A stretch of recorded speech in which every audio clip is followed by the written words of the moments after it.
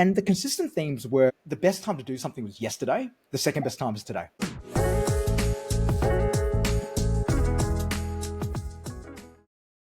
This week in e-commerce, episode 98. We are zeroing in on the 100 mark. 2 episodes to go, which is, God, I never thought we'd make it, but here we are.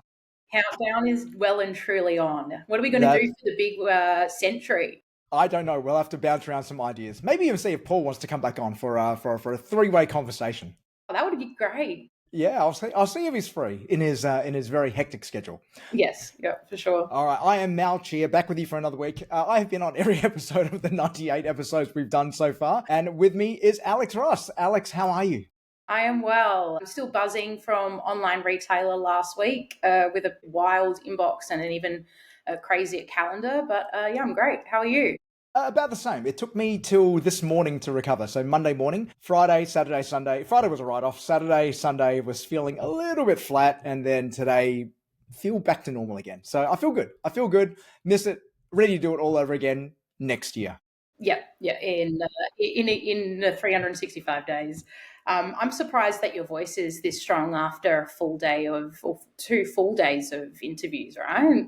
Thank you. Look, it's had a bit of practice doing it. That was my 3rd year doing the interviews. So, and it's beginning less time each time. So the first year there was 6 hours of interviews each day, then 5 hours, and only 4 hours this time. So feeling much better after this time. And how are you? How did you enjoy this year's festivities?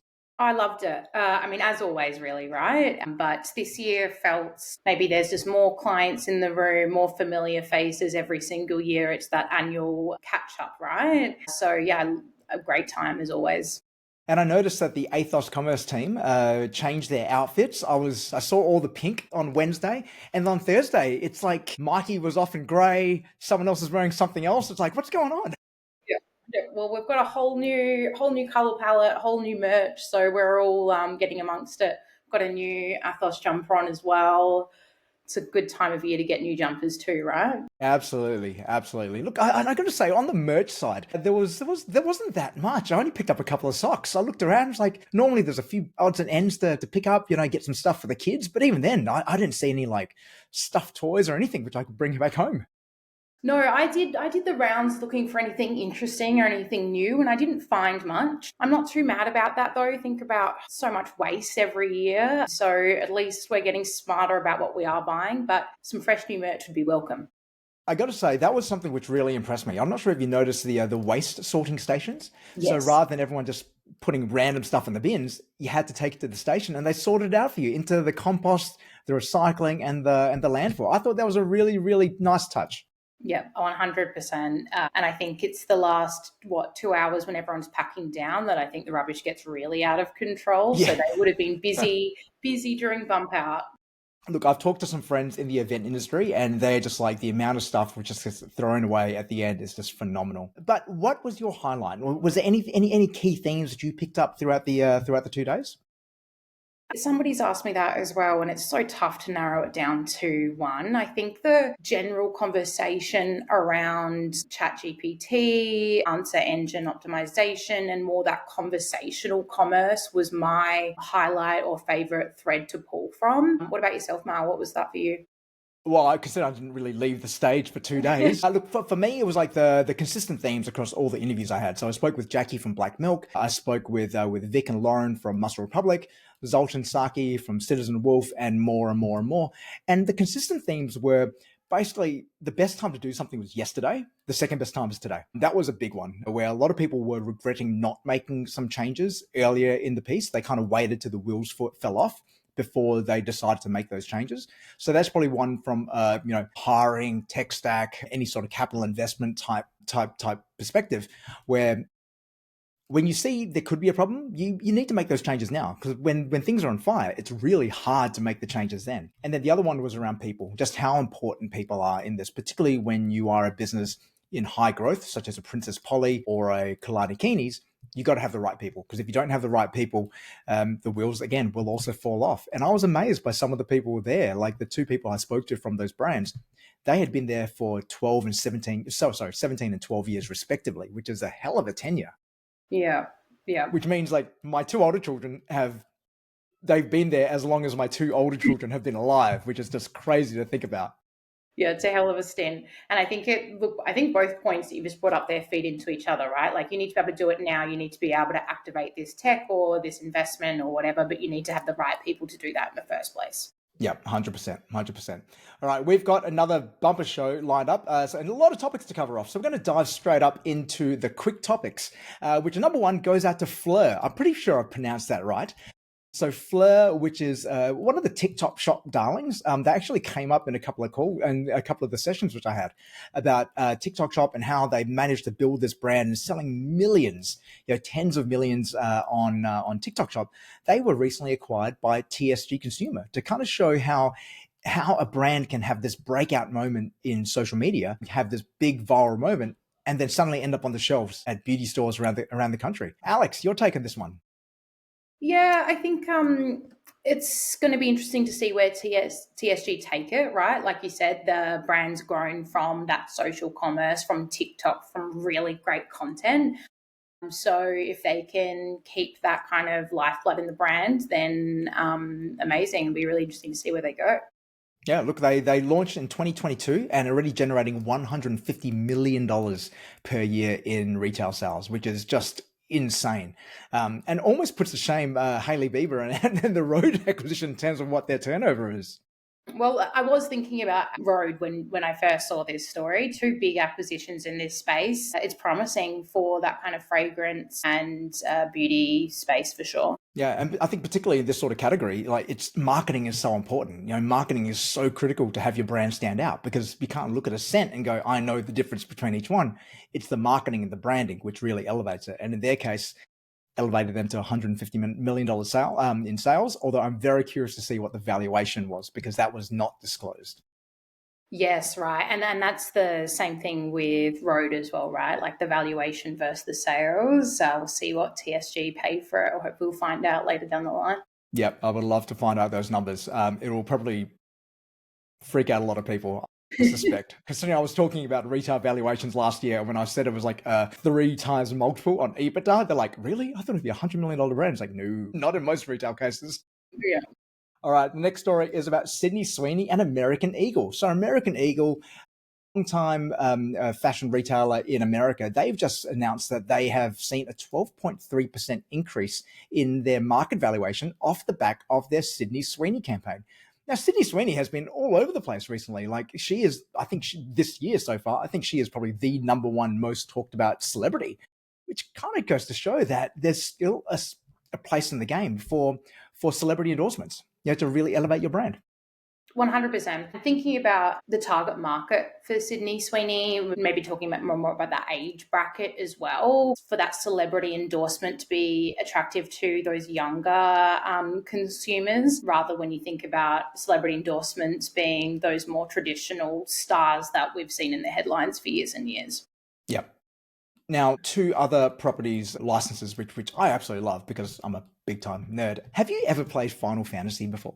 Not at all. I don't even know if I've heard of it before now. So I take it you're not a gamer.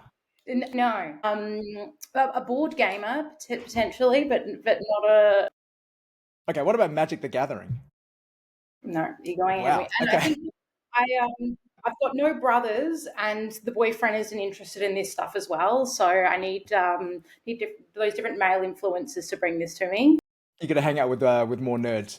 Yeah, All yeah. right. So Final Fantasy, which is one of the biggest role-playing game franchises, actually probably one of the biggest gaming franchises of all time. Black Milk did a collaboration with them, sold out within minutes. And Magic the Gathering, which is probably the longest running battle card game, which has been around for decades as well. They announced a collaboration through Hasbro. So there was a Final Fantasy edition of the Magic the Gathering card game. In one day, this collaboration sold $200 million worth of product in a single day. Is this online? Online and in retail as well. Wow, that's nuts. Yeah. 200 mil USD, I imagine as well. USD, that's right. And the Lord of the Rings version of Magic the Gathering, which they did, I think about 6 months ago, took $6 million. Took 6 months to sell $200 million. But this did it in just one day.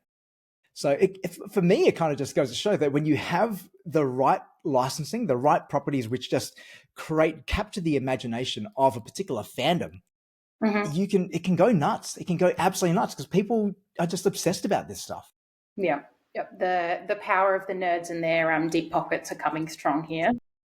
Look, I think if you love something, if there's any of this fandoms which you love, and if you love the two of them, which most people probably would, if you're into Magic the Gathering in your game, you're probably into Final Fantasy too, it just makes a lot of sense. Yeah. And I think that sense of FOMO as well, right? You've got to be the ultimate fan. And if you're not part of that collab, then you're not really, the strongest in that fandom. So bit of keeping up, right? Absolutely. And I think that's what has made Black Milk so successful over the last 17 or so years, that they keep coming up with these great licenses which capture the imagination of the fans. It's not just giving them lip service. And in this case, these guys have nailed it. Final Fantasy, Magic the Gathering, well done. $200 million in the bank. That's All one right. successful collab. Yeah. All right. Our first deep dive is going to be about LVMH, who are in the news yet again. Now, LVMH, like they are probably the powerhouse luxury house in the world. They've been around for so long, hundreds and hundreds of years, and you always thought no one could ever touch them. Obviously, Bernard Arnault, their CEO, a member of the family which owns LVMH, was always seen as untouchable and one of the world's richest men. Matter of fact, at one point, he was the world's richest man during COVID when LVMH's market cap was like astronomical at the time.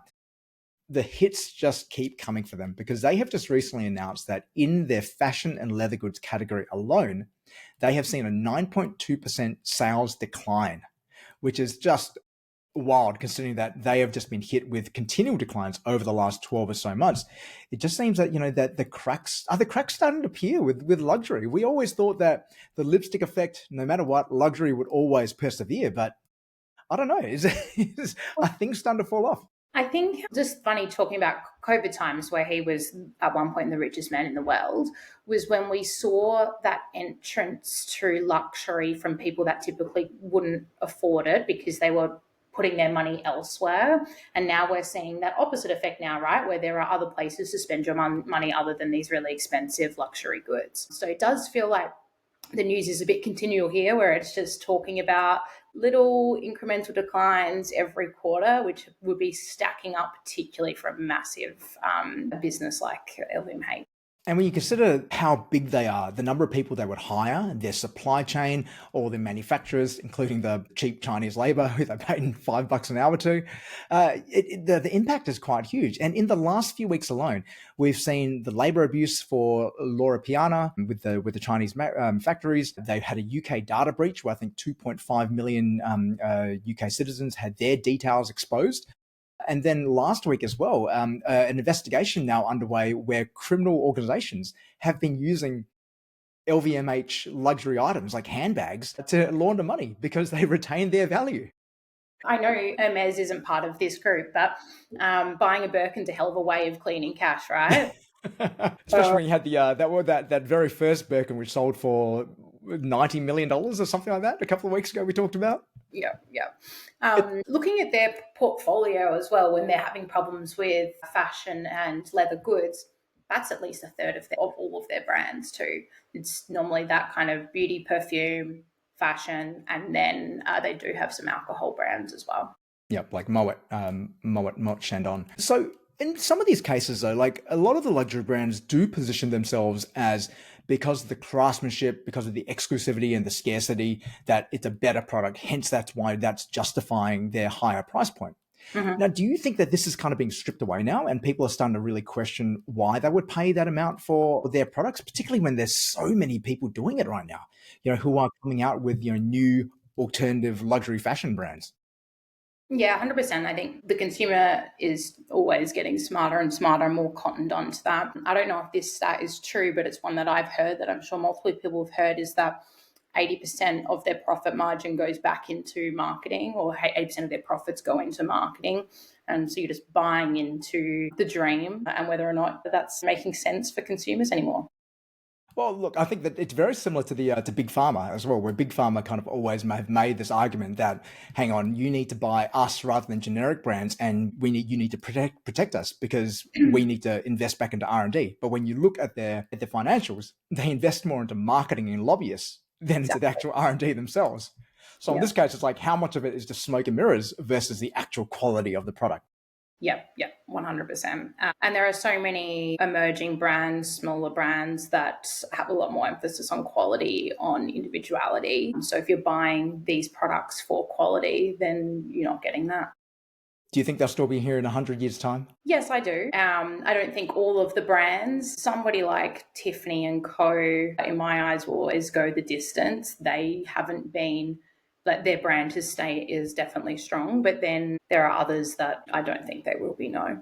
Yeah, 75 brands, it's really hard to maintain all of them. But I think I think you're right though, that the core ones, the ones which have been around for years and years and years, like a Moet Chandon isn't going anywhere, a Louis Vuitton itself isn't going anywhere, Tiffany not going anywhere either.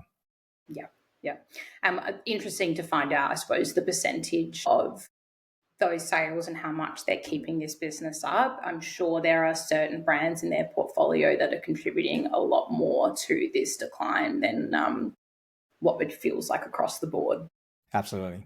All right, our second deep dive is going to be about ChatGPT. So we're going to go back to the AI chat with ChatGPT checkout and the return of discovery. And a thesis being put out there that with ChatGPT secretly, not so secretly, looking to integrate more and more shopping directly into ChatGPT, that soon customers are going to be able to check out directly from ChatGPT through asking the prompting, asking the questions and being able to find a product and check out without never actually having to go to the retailer's website. Now, is this something which you think is actually going to bring back some of that magic we talked about last week into online retail? Is this actually something which is just like, wow, this is so cool. I don't actually need to browse or go to a website. I can just ask ChatGPT a question and buy. Yeah, well, I think it's a bit whimsical. It's different, and it makes sense for certain products, right? But then there is that browsing element that I can see being lost in this, where you've got your eye on a dress, that you've got an event coming up, that it doesn't matter if ChatGPT recommends you different ones. That's not the one that you want. Whereas if you're looking for kids' birthday presents under $30, bang, like that's how you're going to get there the quickest. Interesting, because in the article from Inside Retail where we got the story from, is that they talked about Mingle, which is a small seasoning brand here in Australia, about how it gives challenger brands that ability to actually get discovered now. That it currently, if you go onto Google and you search for, let's say, Cajun seasoning, you're going to get a lot of the top brands. You're going to see Woolworths ads, you're going to see Coles ads, you're going to see all those big ones. Whereas ChatGPT, if you kind of invest in that storytelling and about why someone should buy you, what makes your product so special, how will be the perfect ingredient to go with brisket, let's say, when you're smoking your next brisket, that nuance can actually help you stand out. 100%. But then my mind goes to, what are the different triggers or data points that in ChatGPT's mind or algorithm is what makes it stand out? And is that what translates to consumers and humans? ChatGPT and OpenAI will, I'm sure, have a very interesting commercial model coming up when they start to really understand what are those brands that they're trying to push and how do they get kickbacks from that as well. And I think that's always going to be the catch, because at some point, ChatGPT is going to look to monetize it. So what does that mean? We end up being where we are now with Google Ads. And you used to work for a Google Ads agency and sell a feed management tool. It's all about how do you optimize to appear better in that feed, and then also how much are you willing to bid for that click as well. And whether we just kind of just end up in that same cycle where it's just all about pay to play, ultimately, and the results start to get skewed towards that. Look, I would hate that for that to be the experience, because that's what you get when you go to Google now. You go to Google, you search for something, and you see 70% ads. 70% of everything you see on that page is ads. Whereas what I like about ChatGPT is that it still feels kind of pure in a way, even though, yes, it can be gained, but there still seems to be a purity about the discovery of it. So it's when you start to monetize it and you start realizing, okay, well, how do you game this algorithm? I wonder whether we're going to go back to the days of the early 2000s when I started building websites and started doing all keyword stuffing. Getting the keywords and putting it in the same color as the background so people can't see it. Well, it is one thing that I spoke to brands about at Online Retailer is, how do we know how do we set ourselves up for success for new programs like ChatGPT shopping? Like you said, it's product data, it's keywords, maybe not the keyword stuffing where we're doing the white font at size 0. it is product data that Google uses, that Meta uses, that we know ChatGPT are going to be using to find these products efficiently.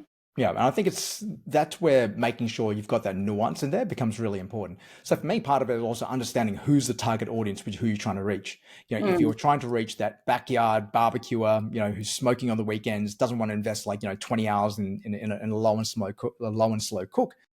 If that's the person you're trying to reach, how do you make sure that you craft your narrative to attract that person so that ChatGPT understands that's who they are, versus a much more generic approach, which is unfortunately what a lot of people do.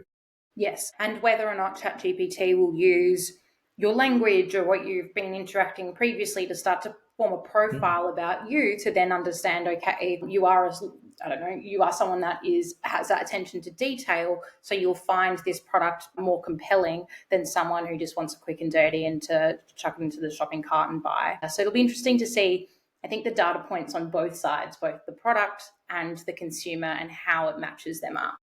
Now, on that point around building that profile of you, I asked ChatGPT a lot of questions, which I would probably not ask another human being, let alone Google. And it's built up quite a profile about me, I'd imagine, because it starts feeding some of that into subsequent chats, which I have with it. Yesterday, did you see that Sam Altman said that your chats are not private and the ChatGPT is not covered by any doctor-patient confidentiality? Yeah, there'll definitely some embarrassing content out there. But also things like, don't put in all of your bank statements asking for, I don't know. To analyze it? Yeah. Yeah, and analyze, because you don't know where that data's going. Yep. Yeah, I think, look, I don't know if everyone is really being that cautious what they're putting into. The number of AI chats to go to, and everyone's like, oh, you got to be careful what you put in there. You got to be careful what you put in there. But I reckon people are still being pretty reckless. Yeah. Well, you don't know your digital footprint until it's right in front of you and it's too late. Yeah. All right, we're going to close off with one last story, which is kind of circling back to one we talked about a few weeks ago in terms of building in public and some of the dangers around that as well.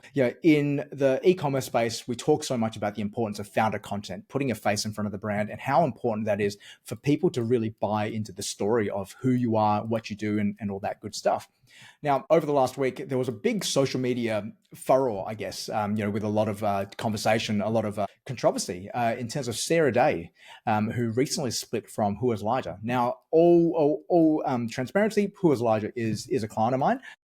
But that split did take me by surprise, because I know that they had been working together for a year. We were working on a fragrance together. So I'm not privy to the to the details of that, but it is an example of how dangerous it can be to actually partner with the wrong person sometimes, and how it could end up doing damage to your brand. Now, I don't know what damage this has done so far, but in previous cases, sometimes you can see brands really take quite a hit by partnering with the wrong person. Yeah. A brand that comes to mind, the Daily Edited, when their founders broke up, for lack of a better term, and that seriously affected the brand and how people saw them. Seeing some of the news on Who is Elijah, it's not a good feeling when the Daily Mail's reporting on influencer drama, or even Daily Telegraph calling it a heated social media fallout. It'll bring some eyeballs in the interim, but hopefully it doesn't hurt them too long. Yeah, from my point of view, I think you just need to be super, super careful in terms of who you're partnering with, and ensure that, you are fully aligned. But then I think also more than that both parties deliver. Now, again, without knowing the details of that, anytime where I've done any sort of partnership with an influencer before, or any other partner, it's so important to really specify, what are you going to give and what are you going to get? And then make sure that everyone is held accountable to that, both contractually, but also making sure that you're working with them and you have that spirit of collaboration. And the ones where I've seen it go wrong are the ones where no one's really holding each other accountable to that, or you're working with people who don't really take it that seriously and you don't really have contracts in place. So I think for my part, could it have been avoided? Maybe, but there's so much which you can do to at least help manage the situation better, to ensure that things like this don't happen, because it can have negative consequences on your brand. And from the article, reading that a lot of Sarah Day's followers had gone on to Raquel Burris, co-founder of Who is Elijah, onto her page and basically just flat out abusing her. It's really disheartening that, first of all, that we would do that because someone wronged this influencer who we follow. It's like, what the hell? So look, I take some issue. I take some issue with that, at the end of the day, we still need to be good humans about that. 100%. And I think it also, to a degree, calls on talking to your fan base or your followers and not supporting that behavior, acknowledging what's happened, yes, but at the end of the day, it's not okay to be jumping off to a different account and commenting those things. All right, that's all we've got time for this week on This Week in E-Commerce. Alex, before we wrap up, anything which you're looking forward to on the horizon? Getting some sleep and not attending 3 work events in a row. I think after I let the dust of online retailers settle, got some exciting events coming up in Melbourne. But right now, I can't think about that, and neither can my liver. Fantastic. What about you, Al? You're probably off flying tomorrow somewhere, aren't you? I am. I'm speaking at a Meta event on Wednesday, although it's going to be online because it's with Australia and Singapore. And then later in the month, in September, I'm going to be speaking at ETAL, and I believe I might be heading to the US at some point as well, although that's not yet confirmed. We'll see. Exciting. All right. In the meantime, everyone, thanks for listening. If you like what you're hearing, feel free to pass on to someone. Like, comment, share, give us a 5-star review. It's the best way for people to find the podcast. In the meantime, keep innovating, keep growing, and keep selling. And we'll see you all next week. See ya.